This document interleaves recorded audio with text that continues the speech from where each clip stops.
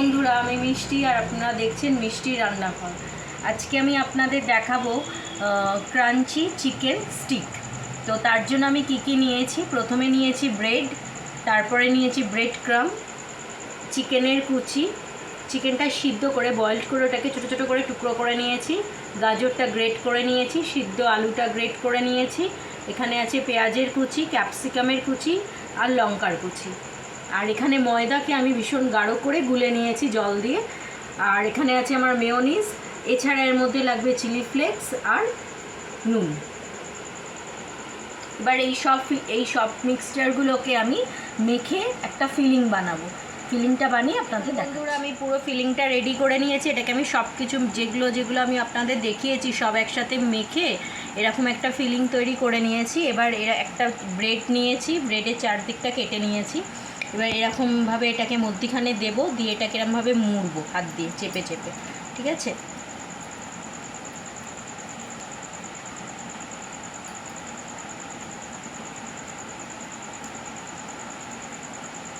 একটু সময় লাগবে, একটু আস্তে আস্তে করতে হবে এটা।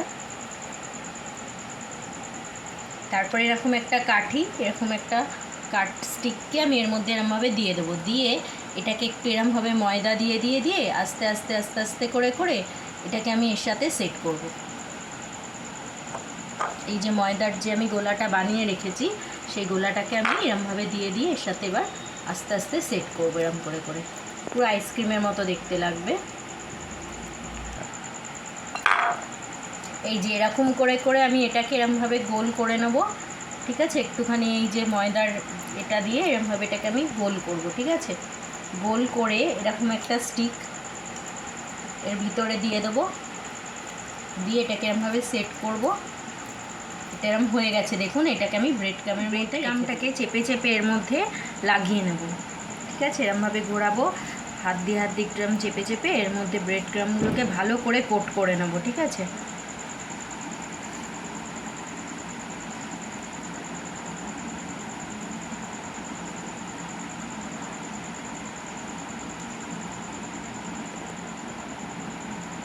এরমভাবে কোট করে এখানে রাখলাম।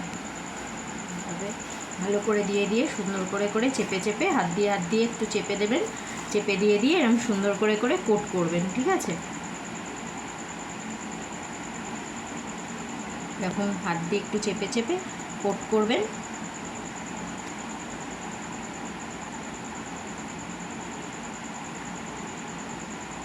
কোট করে রেখে দেবেন। একটা করে স্টিক বানিয়ে নিয়েছি, ঠিক আছে? এবার এটাকে আমি কিছুক্ষণ প্রায় 10 থেকে 15 মিনিট ফ্রিজের মধ্যে রাখবো।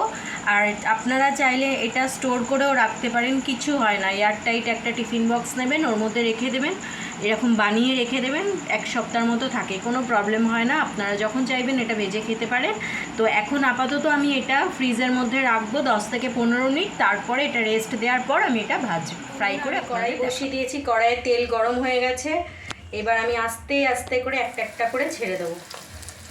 তো আমি দুটো করে একসাথে করছি, আমার জায়গাটা ছোট বলে। এবার একটু নাড়িয়ে দেবো যাতে তেলটা এরম করে উপরে একটু তেলটা এরমভাবে দিয়ে দিতে হবে। খুব সাবধানে আস্তে করবেন, হ্যাঁ? এরম করে আমি পুরো লাল করে ভেজে নেব প্রত্যেকটা।